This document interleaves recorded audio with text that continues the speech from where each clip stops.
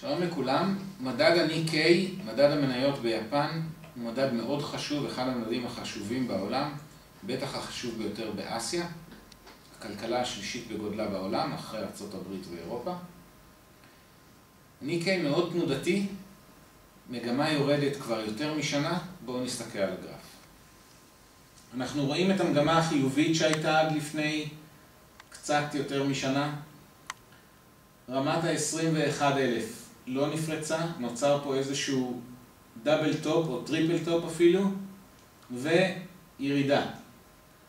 מאז נוצרו קווי מגמה עם נקודות C ושפל יורדות, וקו מגמה תחתון, קו מגמה עליון. אנחנו מתקרבים בעליות האחרונות לקו המגמה העליון.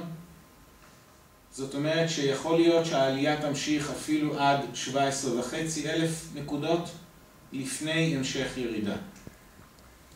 המגמה מאוד מאוד ברורה, ולכן עד כמה שיגיע העלייה האחרונה היא יכולה גם להיעצר מיד ולחזור לרדת.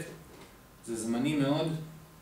הגל היורד הבא צריך לשבור את רמת ה-15,000 אליו והגיע השפל האחרון, והיעד שלנו למדד הזה הוא 13,000 נקודות תוך שנה מהיום.